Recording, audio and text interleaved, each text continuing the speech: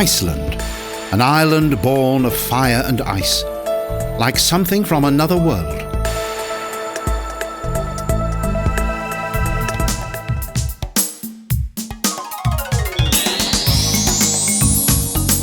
Reykjavik is set amid a fascinating landscape.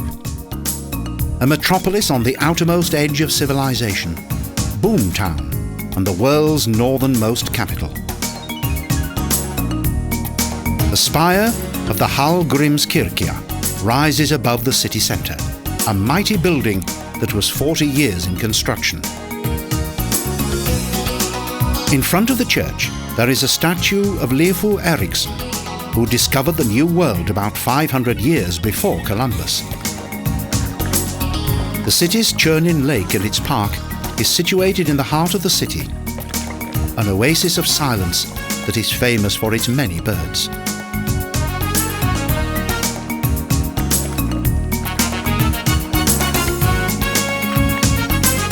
Built above a hot water collection tank on the 61-metre-high Öskjulió hill, the huge glass cupola of Perlan is a symbol of Icelandic architecture. From here, hot water from between 70 to 2,000 metre deep boreholes is collected and distributed throughout Reykjavik.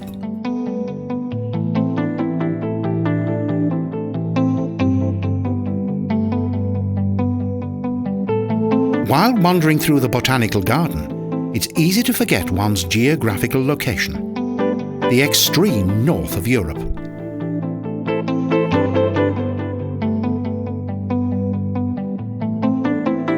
The old town extends between the harbour and Tjörnin. Its old houses and lanes are unlike the medieval city centres of other European capitals. It is only within the last 100 years that the small harbour has grown into a metropolis. But the island would not be complete without its capital and the gateway to Iceland. Iceland's first settler, Ingólfur Arnarson, named it Smoking Bay.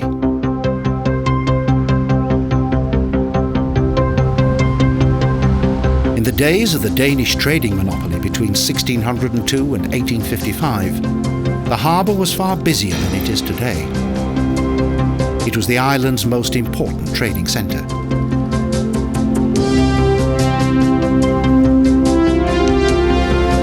During a short round trip across the harbour, we learn of some more interesting facts. More than 170,000 people live in the capital, in front of whose gates huge whales demonstrate their swimming skills.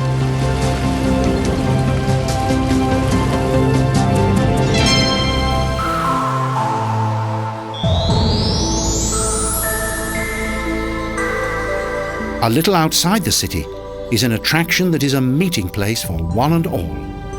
The Blue Lagoon, the largest bathtub in the world. Clouds of steam rise up in the air. This mineral water, with a temperature of 40 degrees centigrade within a milky blue pool, has been proven to possess healing qualities, a geothermic natural wonder. The 5,000 square metre lagoon is situated in a lava field and is supplied with hot water from a depth of 2,000 metres.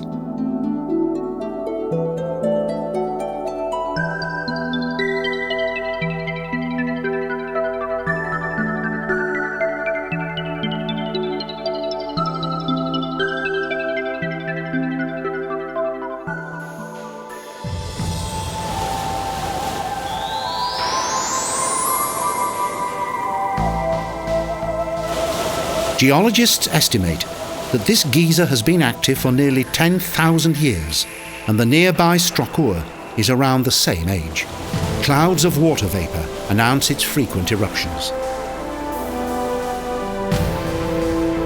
Geyser means hot spring, a name now commonly associated with this natural phenomenon. Huge jets of boiling water are frequently hurled up into the air.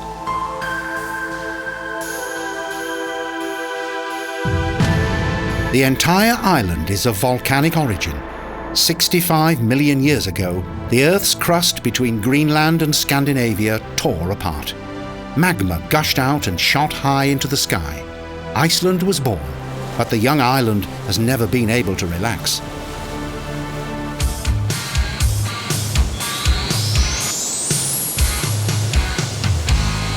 One of Iceland's most beautiful waterfalls is Gullfoss, a golden waterfall that highlights its name whenever the light is suitable.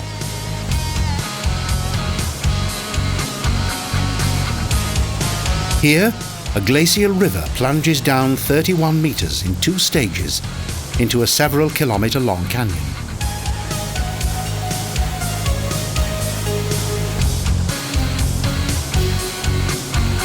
This is a display of the primeval power of water, and rainbows rise from the mist in a mystical and glorious way.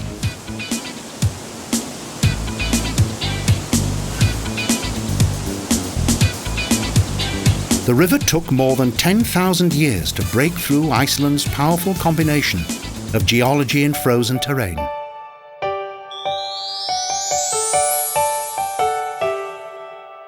Southeast of it is Hveragerdi, that is set within an idyllic valley. Due to its protected location and numerous thermal springs, in 1929 a garden city originated here. The name means wall at the warm spring, a real Garden of Eden that's quite a surprise.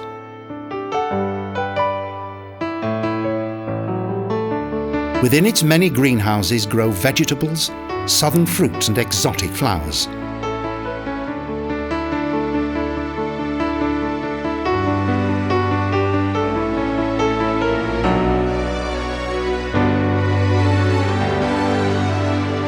This area satisfies most of the island's requirements.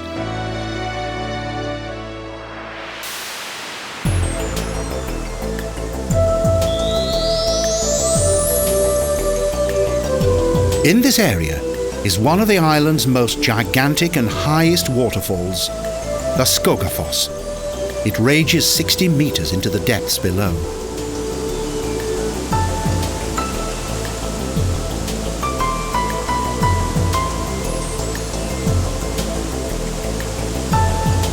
Here the water winds through the green landscape prior to arriving at the edge of the rocks from where it descends, spectacularly and relentlessly.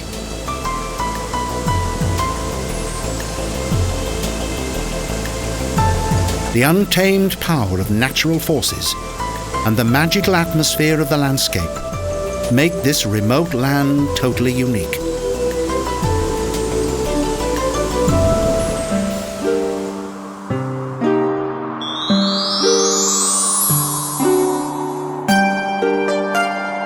The small coastal picturesque village of Vik, with its few houses and around 300 inhabitants, is located in a valley close to a bay.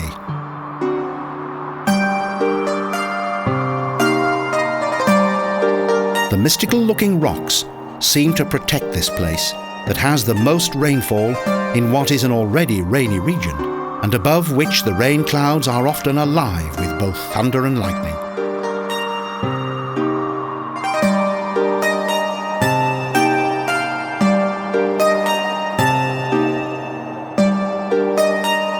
The villagers survive from trade and agriculture. There's a fish factory, but no harbour.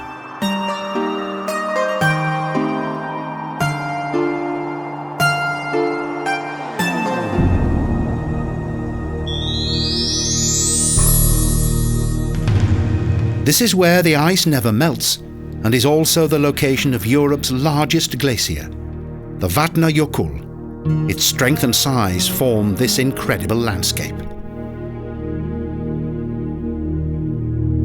However, the Earth's warming and environmental pollution have made their mark here. The glacier has become smaller and left moraines of debris and dirt.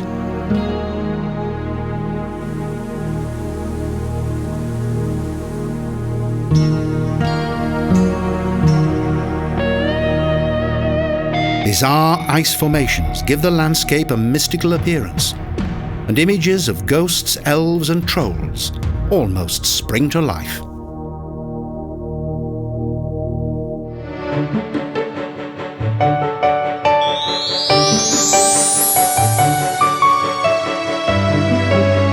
In 1974, the 100-year-old fishing village of Hofen was transformed when a new ring road in the south of Iceland connected it with Reykjavik.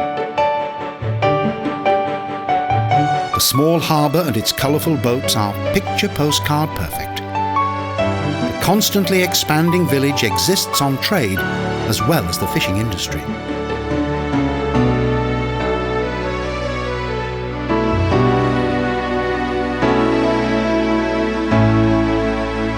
Tourism plays an increasingly important role for its 1,800 inhabitants. From here, there are tours to the glacier and boat trips to Jökulsárlón.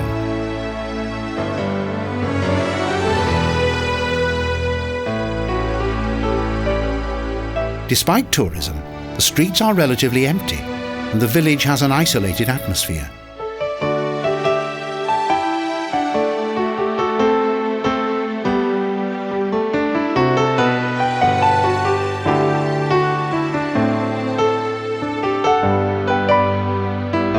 Next to the harbour there's a modern monument dedicated to seafarers and fishermen. Strange figures and 3 pillars emphasise the fact that the sea rules the lives of these people.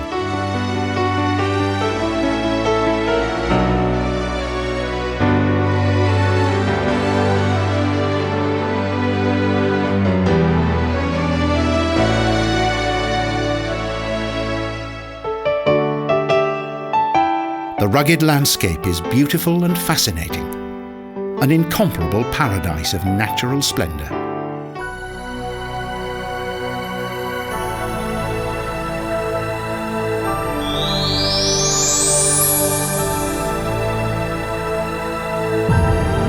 Egilsstaðir is the centre of the eastern region that lies at a secure distance from the tectonic turbulences beneath the Earth's crust. But the east of the island is cold even in summer.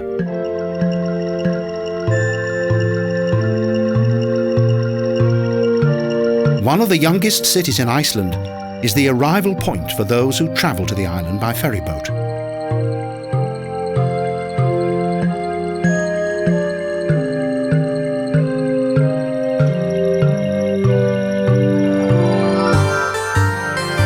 In the western part of the island, the earth trembles, water bubbles and flames erupt. But in the wilderness of the east, all is calm. For the nearby farms, Egilsstaðir is a centre of commerce and shopping, surrounded by green fields and meadows whose colours are quite amazing.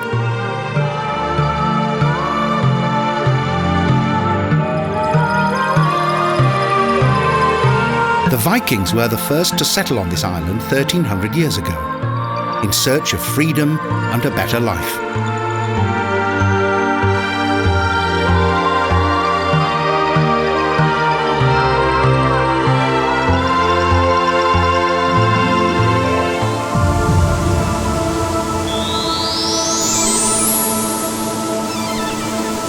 In the north is Europe's largest waterfall, the Dettifoss, a gigantic natural wonder whose waters plunge down with unbelievable power.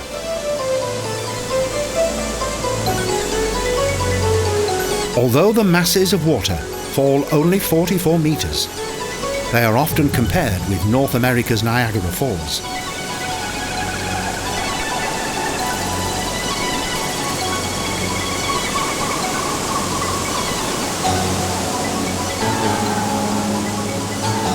The fine drops of water create a mist that makes it impossible to see the depths below. Each second, 200 cubic metres of water vanish into the wide open mouth of nature. At the bottom of the huge waterfall, it's easy to see the water as it winds its way through the narrow rock walls in search of its secret destination.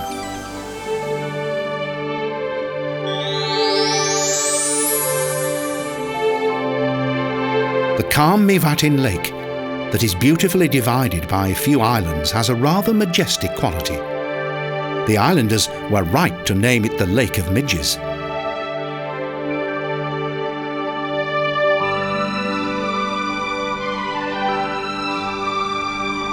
The glimmering green peaks of the fairy tale-like volcano landscape are almost surreal. And in summer, millions of midges infest the lake.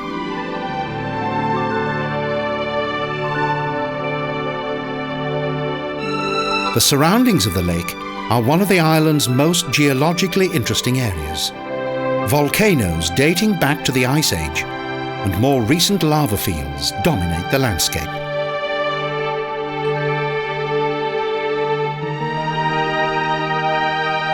The climb up to the Hveragerdi crater that is located in the north is quite arduous. The crater's terrain is that of a huge stone desert, dusty and remote. Nevertheless, there are those who have managed to record their names and messages of love here, as though it is the most beautiful place on earth.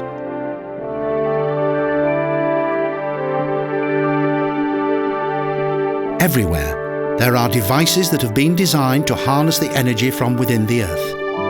An economical priority and also protection for the environment.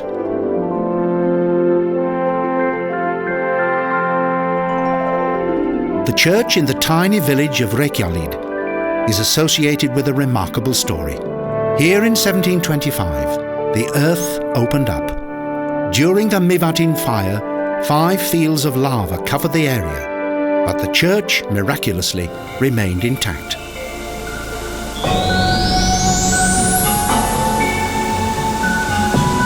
The Skálfandafljót, that originates on the southern edge of the Vatnajökull on its way to the northern sea, creates the waterfall of the gods, the Godafoss.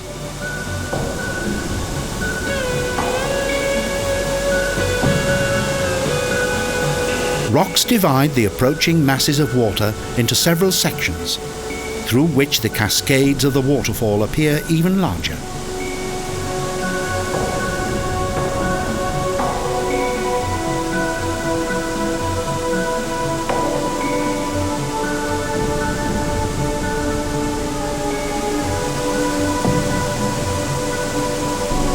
The wide outlet that carries the huge mass of water makes its way steadily through the lava rocks of the primeval canyon toward the sea.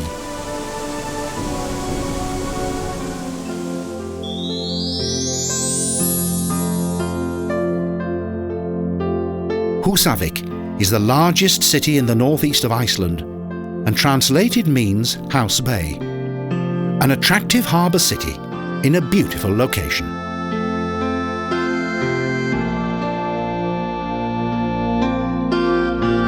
Its 2,500 inhabitants live mainly from fishing and also from the commercial whale observation boats that embark from here during the summer months.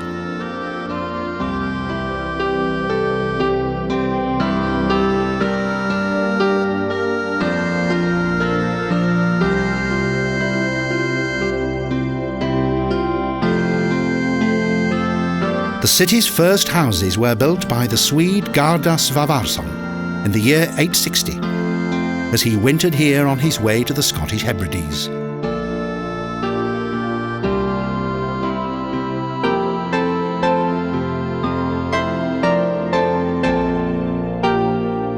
The city above the harbour is dominated by a 2-storey high wooden church and its tower that was built in 1907 by the local inhabitants.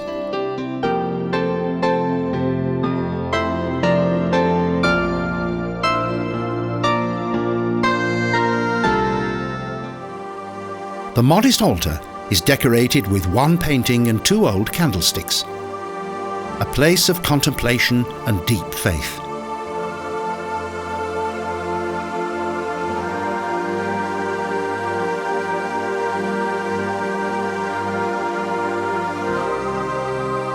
Both the church and its furnishings are built of Norwegian wood and decorated with beautiful carvings that create a unique ambience.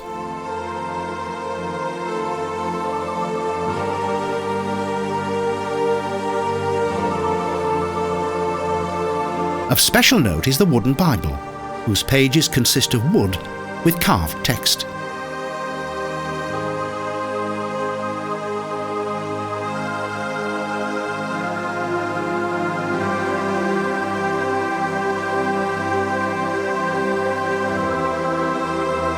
Wood craftsman Johan Björnsson even created the door handles from wood and carved out the name of the church.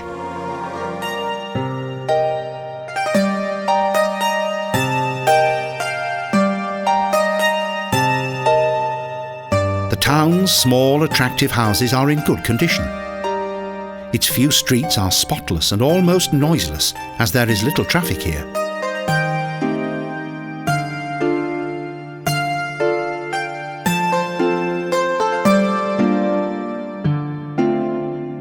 The small island in front of the bay is used as a nesting place by puffins and fulmars because it is calm and few people who travel go there.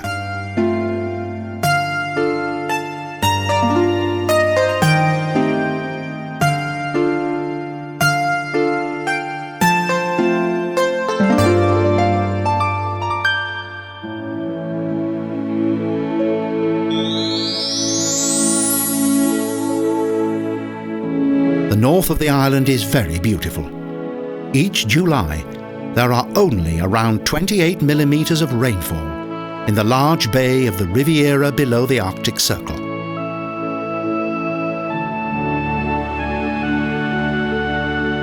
And the garden town of Hveragerdi is equivalent to the Saint-Tropez of the north.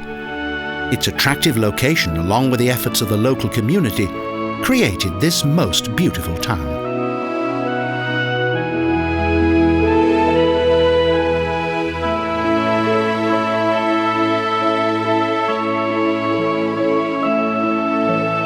It has a close resemblance to the Hallgrímskirkja church in Reykjavik. They share the same architect. The windows of the church contain illustrations of the history of Iceland.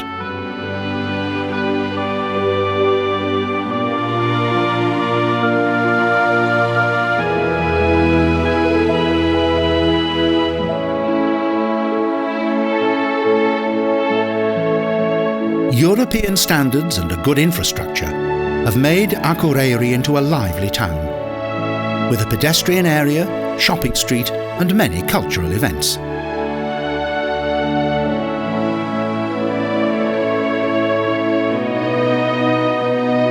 Numerous well-preserved wooden houses that date back to the first Danish settlers alternate with stone buildings and villas amid gardens dating back to the early part of the 20th century.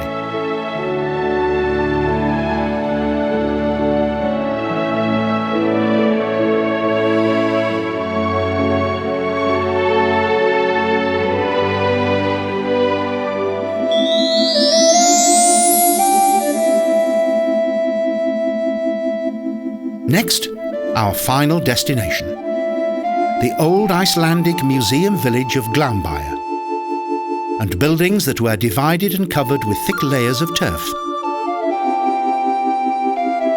The walls of the small houses consist of wood, and grass was grown on the roofs, the roots of which gave them added strength.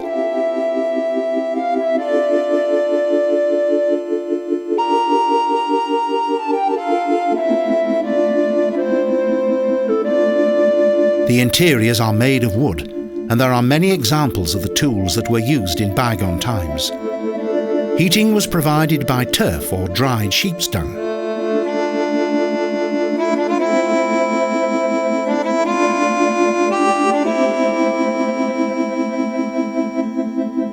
These traditional grass houses were until the 19th century typical of those in Iceland, and the island's farms consisted of several buildings that were built in close proximity to each other. Their interiors are comfortably furnished, and the privately owned Homeland Museum gives a good insight into the daily life of bygone times.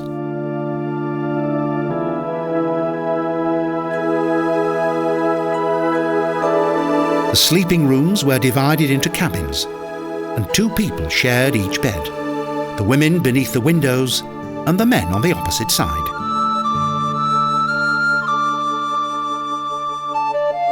Iceland is a fascinating world of water, fire and ice, full of breathtaking beauty and overwhelming contrast, rugged and hearty, but always creative.